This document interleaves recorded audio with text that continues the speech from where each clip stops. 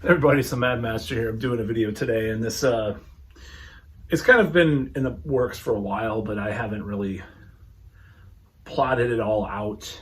I might start doing that. I have a lot of stuff to do. I want to continue to do videos. Like I've said before, I want to do some more plotted videos, like my infamous Lizzo video from months back, where I wrote out everything and put way too much reverb on the audio. But anyways, I want to talk about what really the definition of woke means, what I consider what it means, and then what other people consider what it means.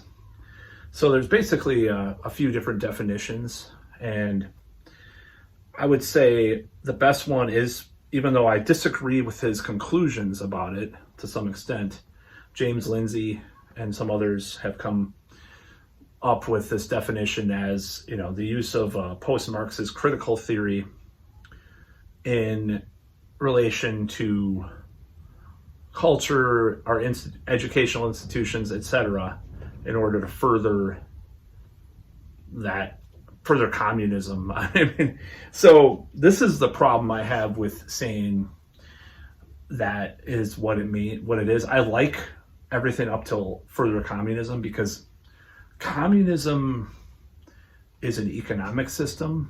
Now, Marx had influences in other areas, of course, and this might shock people and piss people off, but I actually do find some of Marx's work to be not only, I could see how it influenced a lot of people, but I see it as beneficial to many things. Now, I would also say that about Ayn Rand, which would explode other people's brains. So I can see the value in different types of thinking and different types of explorations of things.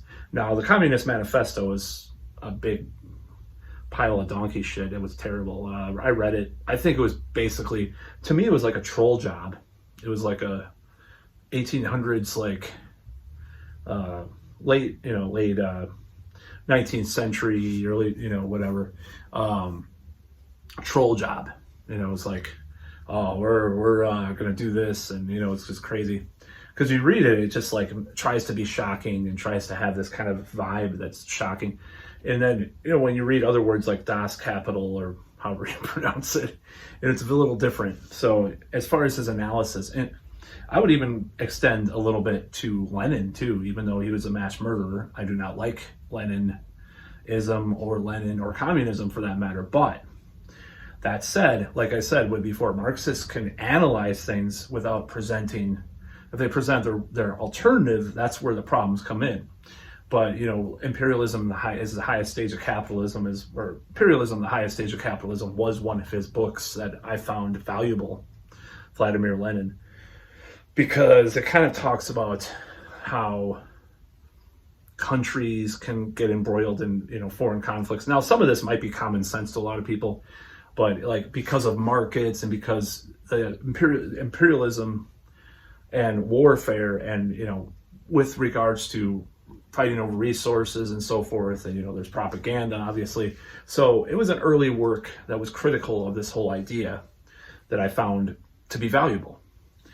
Now, as far as what people say wokeism is this advancement of communism, but I do not see the economic results from it, because it's often being co-opted by the very people that communism wants to oust.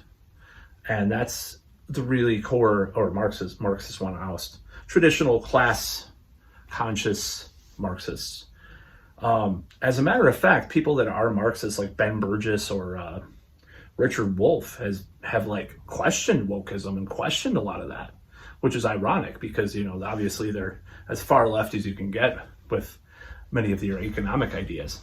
So this is kind of an interesting path to go upon, where my definition of wokeism is cut off the communist part, because I don't believe they're actually communists. I think some of these people do believe that they're going to bring about some kind of utopia with wokeism or whatever. So let's say that part of it is true, but it's a smokescreen and an illusion and a distraction from really what's going on. Now, globalism and the elites, I'm going to use some Alex Jones language, but it's true. Globalism did a video like in 2021 about the difference and the similarities. I think when people are describing globalism, they're just, in many ways, they're describing globalization and entrenched bureaucracies that want top-down power over the masses. That's basically, but world organizations and world consequences. That's basically what I would define globalism as. Now, we can break it down to different types of globalism, and they're not all in a cahoots. They're not the Bilderbergs. They all agree. They're fighting amongst each other. That's the thing. We see that now with the whole balance of power between BRICS and NATO. This whole thing with the currencies and are we going to do the central bank digital currency and all this stuff, and that's happening a lot too. So this whole thing, I think what wokeism is, I think it comes from some rapper like 20 years ago or something that had something, and then people adopted it and co-opted it, and then now it means what it means, like Tatiana McGrath's book. It means politically correct, SJW, whatever. But I believe what it really is critical theory. Critical theory being, many different philosophers, including postmodernists and post-structuralists. I'm talking, the stuff. I'm in over my head with some of that stuff. I did buy a Foucault book years back.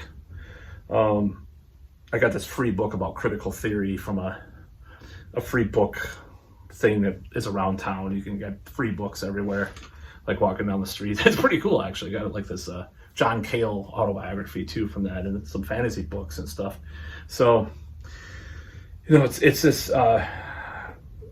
ivory tower kind of stuff. We're talking about. So, I think that wokeism is that applied to traditional leftist values, is critical theory applied to that, and popular culture. So I think there's an example. So we can think about this, what the end results of a movie or a book are, because like if you're killing the male, usually white character early off in some kind of beloved franchise and replace him with a person of color and female or whatever, that's accomplishing what like critical race theory. I'm reading a book about critical race theory, by the way, as well. And actually reading it, what they actually want in a certain way is to implement this idea of this kind of retribution in theory. And also, some of it leans towards segregation, which is very bizarre and ironic as well. It depends on who you're talking about. There's an early critical race theorists that were way more into some of that than the new ones and so forth. So this is kind of what I define as woke is you can tell. It's kind of like porn. You can kind of tell what woke is and what liberal or leftist is. And I think there is a substantial difference. So I think wokeism, I don't think like the interracial kiss on Star Trek, the original series, is wokeism. I don't think that having gay or lesbian characters is wokeism. I don't think that having, a black captain on a starship is wokeism. More or less, it's like, and I don't know, it kind of gets entangled in a lot of the creative corporate decisions that are being made in mass media and culture right now. So for example, the Star Trek has been, a lot of the newer Star Treks have been bashed because they're throwing away allegory. This is what Mike from Red Letter Media has talked about too, and others. They throw away allegory when they used to try to make a political point or some kind of socio-political point or social point. In Star Trek, it used to be like an allegory. It used to be like, well, that could stand for that, and it could be interpreted this way. But a lot of the recent ones, it's obvious, oh, that's a Trumper for sure. That's what they're talking about. Like, it's too obvious. It's too hitting at you on the head. That's what it is. And that's what I would define as woke versus liberal or leftist, as far as popular culture. Now, another thing we can say about wokeism is that it is very, I would go as far as this, and this is kind of goes into the kind of conspiratorial realm or theory that maybe people do not want to talk about. But this is kind of what I see. And maybe it's unconsciously being done more than like they're sitting in a room, a smoking filled room with cigars and say, let's do this. But it's being, this idea of this wokeism is being co-opted, or maybe it's in the first place. So there's this Noam Chomsky video where he talks about postmodernism. And this is probably the best point I'm going to make in this video, because it was so interesting to see him. And I think it's like from the 80s or 90s. He's quite a bit younger, but he's not like he was in the 60s or 70s when he was super young, or way younger, I should say. So it's probably like 90s, early 2000s or something. But he's talking about postmodernism and these French philosophers and stuff. And he was like, it was like this excuse for the rich to be like, think that they're enlightened. And it's hard to kind of explain, but I see like the postmodernism, which is influence on woke and critical theory and stuff, is like, that's why you see, for example, a lot of the people that were more into idpol identity politics have not been, I mean, I'm not saying that Bernie supporters or Jill Stein supporters are not into identity politics at all, or they don't, want to use terms like Latinx or, anything like that. I'm not saying that, but it seems like with looking at the majority of people around politically, a lot of the people that are pushing that the most are like more establishment, more neoliberal, ostensibly types of people.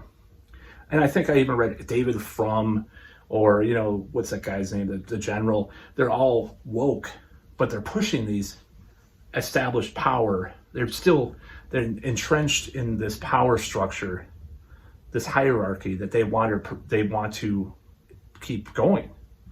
Yet they're calling themselves woke. It's a smokescreen for more entrenched power from the elites, because identity politics, oh, look at this shiny object. We can divide ourselves with identity politics, not talk about, dare I use the term, don't bash me as some commie, but class consciousness. And what I mean by that is like, when your job is getting, there was like recently DeSantis, just thinking about this.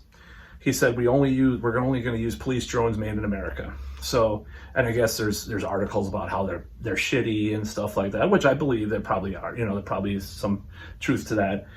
But it's like, if you realized what you're doing by ignoring all these other issues, and you're just giving more power to these people that want to use this as a cudgel to say, hey, you don't like our shitty corporate movie that was written by 7 different people, or by people that have turned into hacks, including J.J. Abrams, who I sort of liked early on, like Fringe and Lost, I liked to some extent.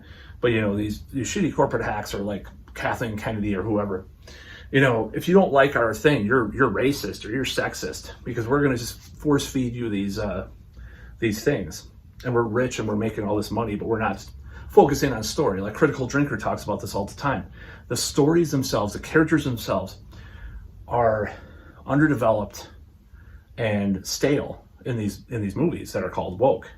So they throw these identity politics in there, and then they distract people from talking about all the movies just shitty. I've been against remakes for, I see posts on Facebook that I wrote like in the on this day thing from like 2013, 2014. Fuck remakes, like fuck reboots. I hated it all along. But I realized that they're using this whole thing as a smokescreen to push further product down people's throats. So like, oh, you're just a racist Trump troll if you don't like the new Ghostbusters. It's like all this stuff. So I believe it's a concentrated effort to identity politics and critical theory, coming from critical theory into identity politics to placate the left, who would be crying an uproar over stuff like what's described in Cobalt Red, which is basically it is slavery. Building our cell phones, they'll be on their cell phone that's made from slaves. Not made from literally, they're made from slaves. No, they're made from they're manufactured by slaves with the cobalt, stuff like that. People don't talk about that. They'll do that, but you didn't like Dylan Mulvaney's new commercial of Budweiser.